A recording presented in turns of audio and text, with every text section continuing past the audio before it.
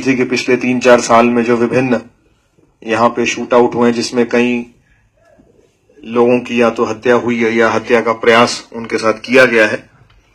तो हमारे लिए जुलाना क्षेत्र जो है ये हमारे लिए बहुत ही ज्यादा प्राथमिकता का क्षेत्र है, क्योंकि जींद में शायद और किसी इलाके से इस तरीके से लोग मेरे पास कभी नहीं इकट्ठे होके आए या कभी उन्होंने ऐसी बात नहीं रखी जो आप लोग रखे। तो ये तो आप बात मान लीजिए कि हमारे लिए आप सब लोग जो हैं वो प्राथमिकता के पात्र हैं और आपकी समस्या का निवारण करना ये हमारी सबसे पहली ड्यूटी बनती है और इसीलिए तुरंत मैं आपके बीच में आया भी हूं। कुछ कदम जो हम सार्वजनिक तौर पे उठाने जा रहे हैं या हमने उठाने शुरू कर दिए हैं, उनमें से एक तो है कि हम पुलिस की नफरी में इजाफा करें। अक्सर ये शिकायत आती है कि जी स्टाफ नहीं है, आबादी इतनी बढ़ गई, स्टाफ नहीं है। तो अगर हम आज की बात करें, वैसे भी क्योंकि आरक्षण का आंदोलन चला हुआ है तो फोर्स तो और ज्यादा आई हुई है। तो आपके जुलाना में इस समय करीब 120 पुलिसकर्मी रूटीन से ज्यादा तैनात हैं। पैरामिलिट्री की एक कंपनी भी आई हुई है और अभी मैं थाने में ही था, वहां काफी देर चर्चा करी है, बातचीत करी है। तो अगले कुछ दिन तो आपको बिल्कुल आप निश्चिंत रहे, इतनी फोर्स होने के बाद आपके साथ गलत कुछ नहीं हम होने देंगे। पहली बात तो ये मैं आपको कहना चाहूंगा। लेकिन ये फोर्स पक्की नहीं है, परमानेंट नहीं है। पैरामिलिट्री तो वापस जाएगी जहां से आए हैं, हरियाणा पुलिस भी और जहां से आएगी वो वापस जाएगी। लेकिन मेरी कोशिश यही है कि जो नफरी है इसको मैं यहाँ की नफरी को डबल कर दूं ताकि यहाँ पे हम बेहतर तरीके से आपको पुलिस सेवाएं दे सकें। ये तो पहली बात है। उसमें चाहे मुझे राइडर पीसीआर बढ़ानी पड़े, पीछे भी हमने बढ़ाई थी, उसको और इंक्रीज करनी पड़े, हम वो भी करेंगे।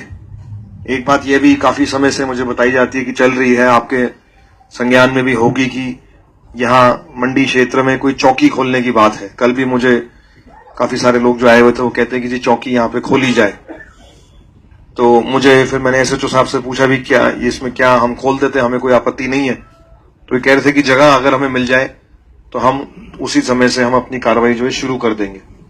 तो इतनी जगह हमें आप लोगों से चाहिए जहां पे हम 2 कमरे लायक एक चौकी और जिसमें छोटा सा एक टॉयलेट की व्यवस्था हो अपने मुलाजमों के लिए, वो हम कर दें। तो ये मेरा आप सबसे निवेदन रहेगा। कल तो मुझे आश्वासन दिया गया था कि हम जगह जरूर दे देंगे, और जबकि सुरेंद्र जी की हत्या हुई थी उस दिन भी मैं जब आया था तब भी ये बोला गया था कि हम जरूर देंगे। रोहतास जी थे, इनसे पहले वाले एसएचओ साहब थे, वो कोशिश काफी करी लेकिन मामला सिरे नहीं चढ़ सका। तो मेरा उसमें आपसे निवेदन होगा कि कोई स्थान हमें आप उचित स्थान जो भी आपको ठीक लगे, सबकी सहमति हो, वो आप ऐसा अगर कोई चिन्हित कर सकते हैं हमें दे दीजिए। आपने सिर्फ स्थान देना है, कंस्ट्रक्शन हम अपने आप करेंगे। आपका एक पैसा भी उसमें हम खर्च नहीं करेंगे, सिर्फ जगह जगह आपने देनी है। अगर कोई किराए की जगह है वो दे सकते हैं तो वो दे दीजिए, अगर आपको लग रहा है कि और कोई नहीं दे सकता हम किराया भी दे देंगे। नंबर 3, मुझे कल बताया गया था कि काफी सारे आवारा लड़के यहाँ घूमते रहते हैं बाइकों पे, कोई बुलेट के हैं, कोई पटाखे बजाते हैं, कोई कुछ करते हैं। तो उसके लेके हमने आज से ऑलरेडी स्पेशल अभियान जुलाना में शुरू कर दिया है। हमारे इंस्पेक्टर साहब हैं चंद्रभान जी, ये बैठे हुए हैं, ये ट्रैफिक एसएचओ हैं। इनको मैंने आज सुबह स्पष्ट तौर पे बोला कि भाई आप, हालांकि ड्यूटी इनके पूरे जिले की है, जींद खास तौर पे जींद ये देखते हैं, लेकिन मैंने उनको बोला कि भाई आप अगले कुछ दिन जो है जुलाना में लगाओ, और जो ऐसे आवारा लड़के जो मटर गश्ती करते हुए घूमते हैं, जो लोगों में भय पैदा करते हैं, उनको आप टारगेट करो। तो मुझे आज बताया कि आज की जो इनकी कार्रवाई है कि 5 तो इन्होंने बुलेट इंपाउंड कर दिए, बंद कर दिए थाने में, और 24 ऐसे लोगों के चालान भी काट दिए। और ये हमारी प्रक्रिया जो है जारी रहेगी। इसमें आप सबका हमें सहयोग चाहिए होगा, और सहयोग इसलिए चाहिए क्योंकि हो सकता है कभी पुलिस से जाने अनजाने में आपके ग्राहक का भी चालान कट जाए।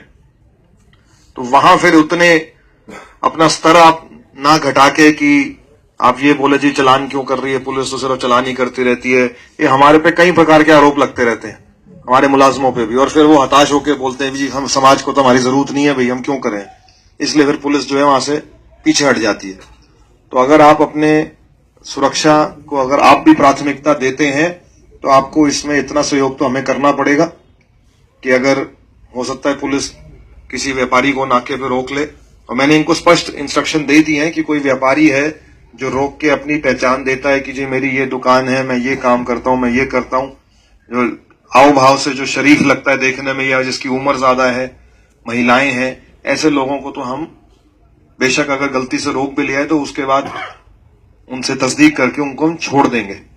लेकिन हो सकता है उसके बावजूद भी एक आधी बारी हो जाता है, इंसानी नेचर है, तो हर प्रकार के लोग हर प्रकार के समाज में होते, तो उसमें एक तो आपको अपना सहयोग जो है हमें देना पड़ेगा, क्योंकि दिन रात हमारी ये चेकिंग जो है गाड़ियों की ये चलेगी। और ये एक बहुत अहम तरीका है गैर समाजी तत्वों पे दबाव बनाने का, चेकिंग का जो तरीका है। तो इसमें मैं आपका सहयोग, भरपूर सहयोग की मैं मांग जरूर करूंगा। जहां तक बात है पेशेवर अपराधियों की, बड़े पैमाने पे हमने जींद जिले में कार्रवाई करी और पिछले 15 दिन के अंदर 2 ऐसे गैंग हमने पकड़े हैं, जिसमें एक तो 1 लाख का इनामी था, 2 50,000 के इनामी पकड़े हैं, एक 25,000 का इनामी पकड़ा है। ये 4 तो इनामी बदमाश थे, जींद के ही रहने वाले थे, इनके साथी भी कई सारे थे, वो सारे अंदर दे दिए। पिछले 15 दिन की ये कार्रवाई है, आप लोगों ने अखबारों में भी पढ़ा होगा।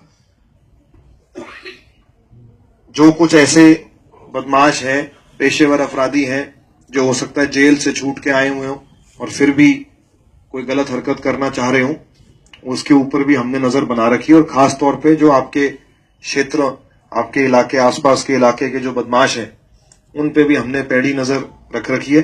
मेरे पास कुछ ऐसी भी रिपोर्ट है कि कुछ गलत लोगों के पास लाइसेंसी हथियार भी हैं, कि वो हथियार दिखाते हुए शहर से निकल जाते हैं, तो वो भी हम रिव्यू कर रहे हैं। और जो हमें ऐसा लगता है कि गलत लोग हथियार ले रहे हैं, उनकी हमारी कार्रवाई चल रही है, हम जल्दी उनके लाइसेंस जो है रद्द कराएंगे, हथियार उनका जमा कराएंगे। हथियारों से जुड़ी बात यह है कि किसी व्यापारी को अपनी सुरक्षा के लिए अगर लगता है कि उसके पास हथियार होना चाहिए, तो उसमें इन प्रिंसिपल मुझे कोई आपत्ति नहीं है। शरीफ आदमी अगर हथियार रखना चाहे, मुझे इन प्रिंसिपल कोई आपत्ति नहीं है, लेकिन जो फाइल होती है उसकी कुछ शर्तें पूरी करनी होती है। वो शर्तें अगर पूरी हो जाती हैं, आप अपना पूरा जस्टिफिकेशन दे पाते हैं कि आपका कैश में ट्रांजैक्शन है, और या तो आपको कोई धमकी आ चुकी है, कोई पर्चा दर्ज है, उसका हवाला दीजिए, या जनरल लिख दीजिए कि जी हमारा रोजाना कैश में डीलिंग होती है और हमें चाहिए, तो उसमें जहां तक संभव होगा हम आपकी मदद करेंगे आपका लाइसेंस बनवाने के लिए। और आखिरी बात जो मैं आपसे कहना चाहूंगा, और वो अभी प्रधान जी ने भी रखी, साथियों हम सब भारत के नागरिक हैं। 70 साल हो गए हमारे देश को आजाद हुए हुए, और नागरिक होने के नाते हम सबकी ड्यूटी है। ऐसा नहीं है कि जी सिर्फ पुलिस ही बनी हुई ड्यूटी करने के लिए, बाकी तो सब मजे लूटेंगे। और जब प्रधान जी ने ये बात बोली, मुझे बड़ा दुख हुआ जब इन्होंने कहा कि जी गवाहियां तो हम देंगे नहीं। तो एक तरफा सौदा तो साथियों कोई नहीं होता है, कुछ भी मुफ्त में नहीं मिलता जिंदगी में, और व्यापारी आदमी से तो ये बेहतर कोई नहीं जानता कि कोई भी चीज मुफ्त की नहीं होती है। ठीक है, तो कानून के प्रति हम सबकी ड्यूटी बनती है कि हम कानून को मजबूत करें।